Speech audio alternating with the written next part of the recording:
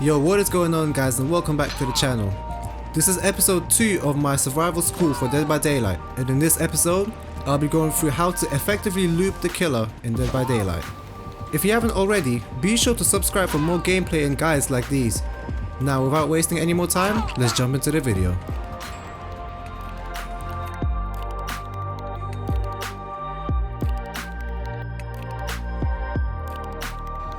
In this video, I will cover what looping is, looping requirements, the difference between good and bad looping with examples, loop size, bloodlust, shack looping, and some extra tips at the end, so if you want to make sure your looping game is on point, make sure to stick around until the end.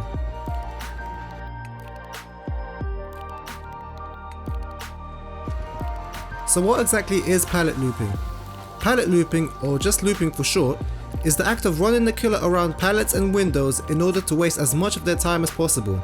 When looping, you want to take as much advantage of the distance you have between yourself and the killer before using a pallet or window, to squeeze out as much time as you can from each opportunity you get.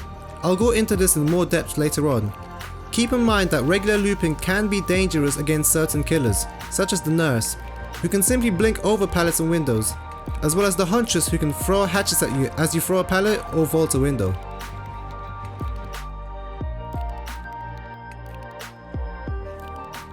Now onto the looping requirements. Firstly, you absolutely must know where the killer is at all times.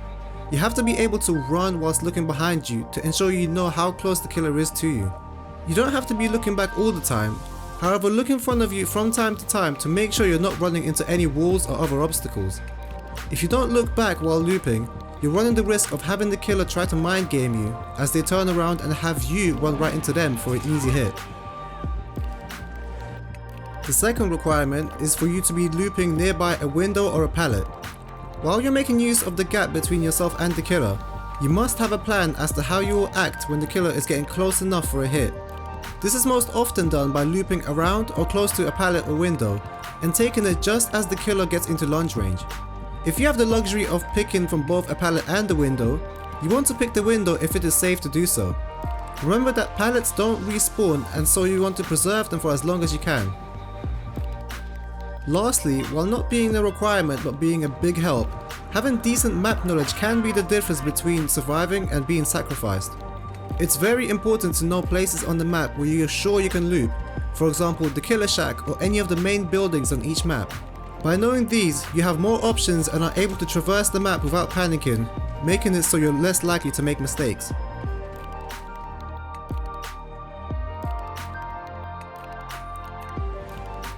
Just because you are pallet looping doesn't mean that you're automatically helping the team or yourself for that matter.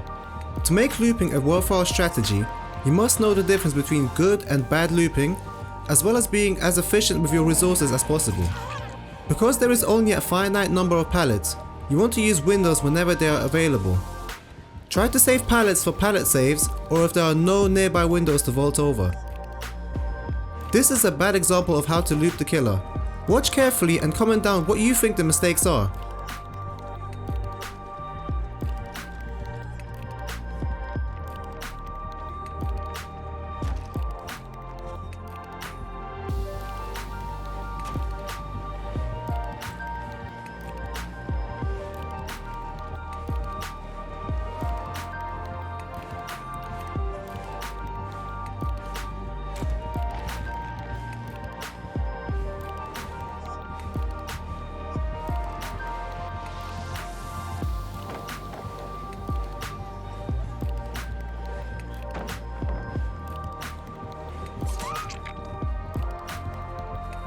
Did you spot any? From the start, the first mistake is not looking back to see where the killer is. Here the Meg realizes very late that the killer turned around, and had this not been a large and safe loop, it could have resulted in a hit. Following up on not looking back, the Meg uses up pallets without looking if she has enough distance to run a loop around it. Next, she throws another pallet down and doesn't check if the killer stopped to break it or which way he went, resulting in an easy hit. This is a good example of how to loop the killer. Notice how I am constantly making sure I know where the killer is and using my entire distance to maximize the number of loops until I use a pallet. Because I have a really long distance between myself and the killer, I am free to loop whilst only using windows on either side of the cowshed. Once the huntress catches up however, or if the windows become blocked by the entity, I must look for a nearby pallet. This is where having good map knowledge comes in handy. I know that there is a pallet either at the front or the back of the cowshed, and so I'm already planning my next move.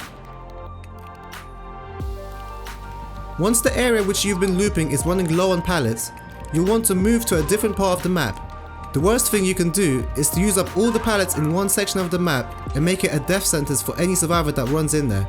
A good time to move to a different part of the map is when you get a speed boost from adrenaline, sprint burst, life or balanced landing, as well as when the killer stops to break a pallet, which gives you a couple seconds to leave the area.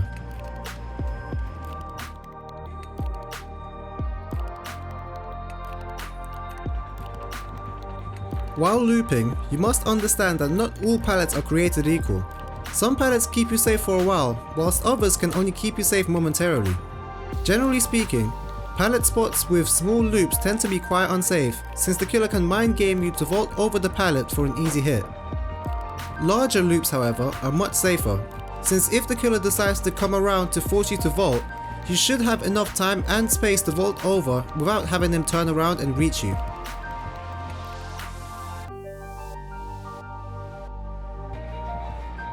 One game mechanic that you must be aware of whilst looping is the Bloodlust mechanic. This mechanic gives killers a movement speed buff after being in a chase and not having hit a survivor for a certain amount of time. Having a killer in Bloodlust can make it difficult to run multiple loops, so you want to get rid of it as soon as possible.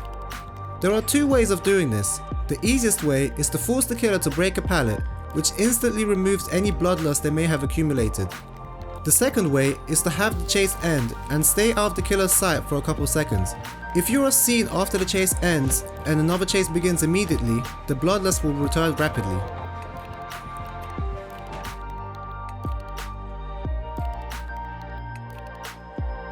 One of the strongest structures found on most maps is the Killer Shack. When looping the Killer Shack perfectly, you are pretty much guaranteed a safe loop as long as you're not facing a nurse.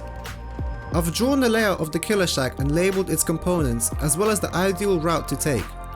The ideal shack looping path is to run in an anti-clockwise direction whilst vaulting the window from the inside to the outside of the shack. Obviously, if the killer doesn't follow you through the window and is predicting that you will run back in an anti-clockwise direction, don't run right into him.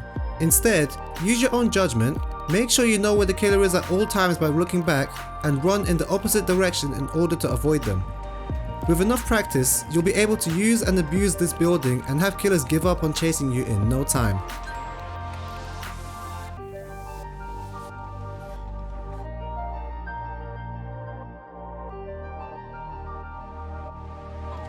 Now for some extra quick tips. You can attempt to get a cheeky stun on the killer by running past the pallet and then quickly running back to it to throw it down. Keep in mind that this is quite risky. You should only attempt this if you have a good connection, otherwise you'll find yourself getting hit as well as wasting the pallet. You can also try to mind game the killer by faking that you're going to throw down the pallet as they get into range to hit you, and simply continue running the loop. Many killers will respect the pallet and stop in front of it, giving you enough time to run another loop or two. With all that said, you've reached the end of the video. Thank you for watching, and if you've made it this far, consider subscribing for more content like this. I upload every other day with an occasional extra upload or two in the week. If you found this video helpful, be sure to leave a like and share it with anyone who you think might benefit from it. I'm also open to video suggestions from you guys, so if you have any ideas on what I should cover next, drop it in the comments section below. Once again, thanks for watching.